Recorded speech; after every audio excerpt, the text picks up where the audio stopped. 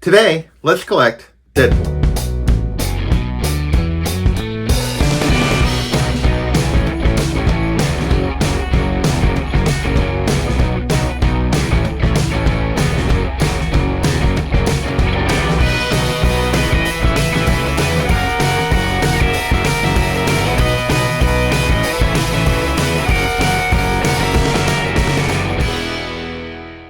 Hey everyone, welcome back to JP's Budget Collecting and another episode of our Let's Collect series. Yeah, I'm way overdue to do one of these.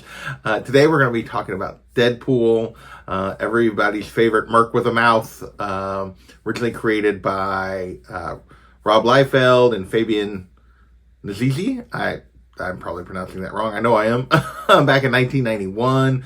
It's a very different character than what he ultimately became. He was a very kind of serious a little bit of a take off of Deathstroke from DC when he was originally created. Only later under Joe Kelly, and then later writers would he become the wisecracking, fourth wall breaking, annoying all the other Marvel character he is now. But he has become a super popular character, and so today we're going to be doing a Let's Collect on him. We're going to be talking about his key comics, important stories, and fun covers for Deadpool. So that's what we do in this series. Now, to make this relevant longer term, I don't give actual values necessarily for some of these comics, but I do give a breakdown of kind of where approximately they kind of fall on a value range. I'm going to put that breakdown up right now. As you can see, it kind of varies depending on, so I use the dollar symbols to kind of give you an idea of what these books cost.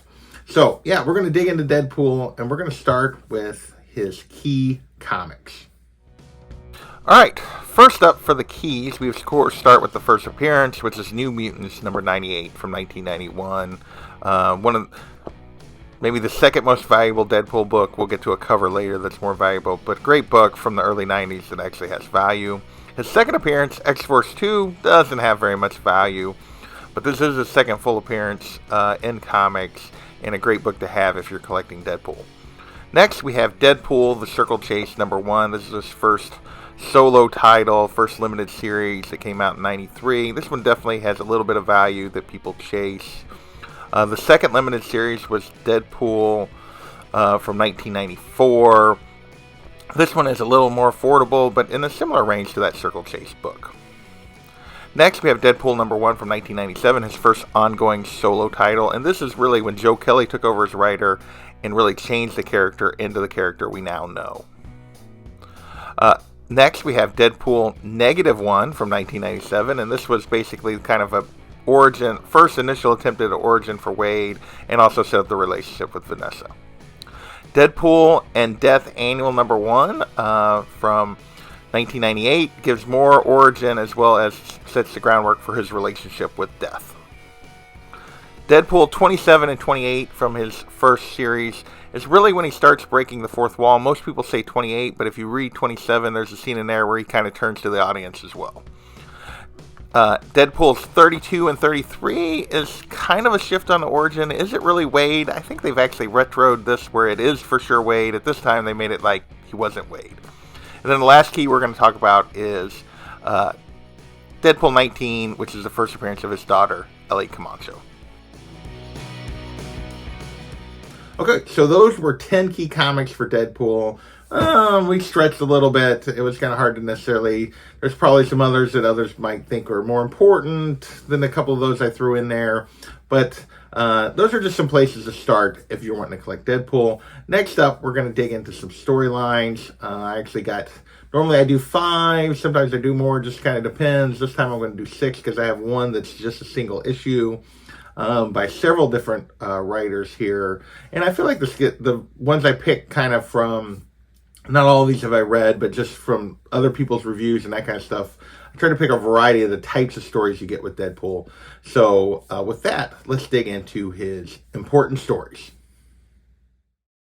Alright, now we're going to move into the stories, and first up we have just a single issue. We have Deadpool number 11 from 1997. With great power comes great coincidence.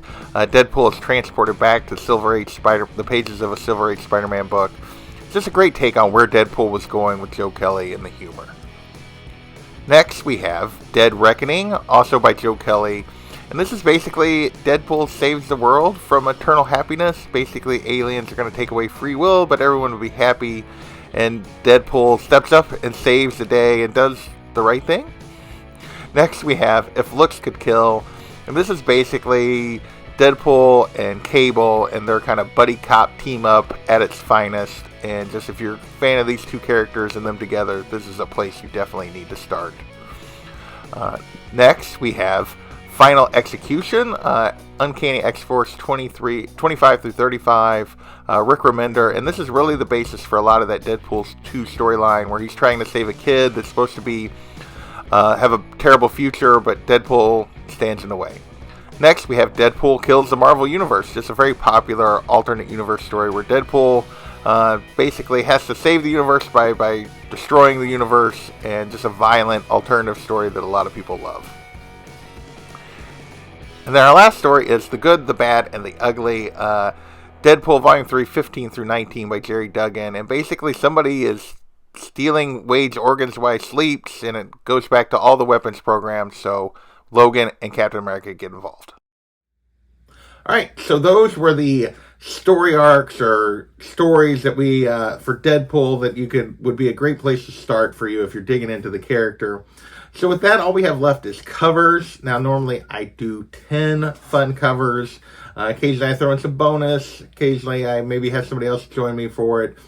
This time we're actually going to do 15. Reason for that is Deadpool has a lot of covers that are actually worth some money.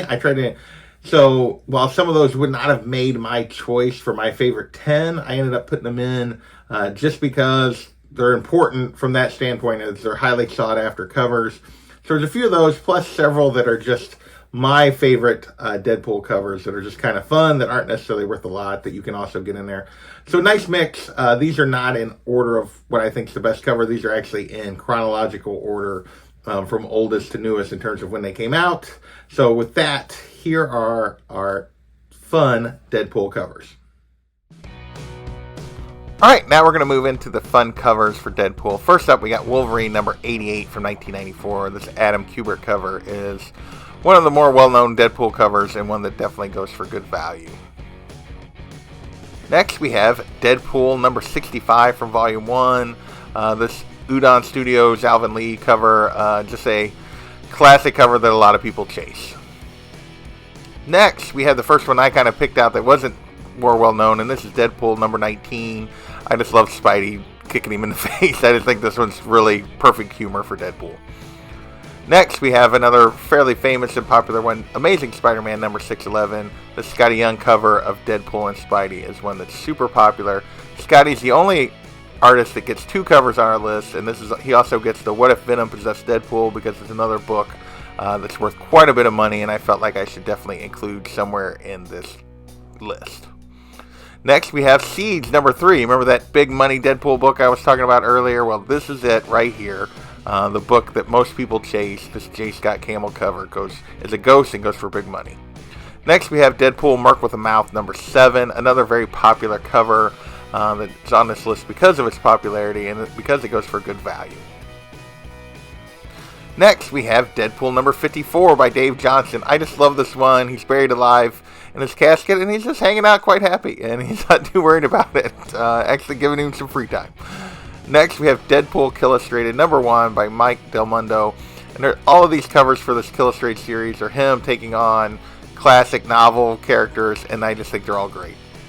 Next, we have Deadpool Art of War number 1 by Scott Koblish. This cover, this one doesn't go for a lot of value either, but I love all these kind of classic Japanese art ones. All 4 of these covers are awesome as well. Next, we have Deadpool number 43, this Phil Noto cover.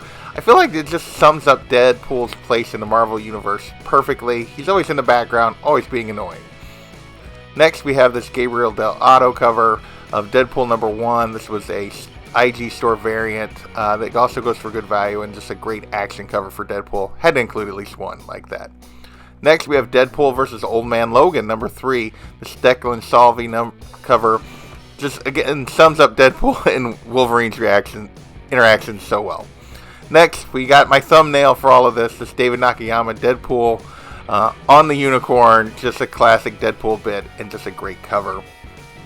And finally, we got Deadpool Black, White, and Blood. The Stan Sakai's cover is also fairly popular and just a cool Stan Sakai taking on something outside of Usagi. Great Deadpool cover.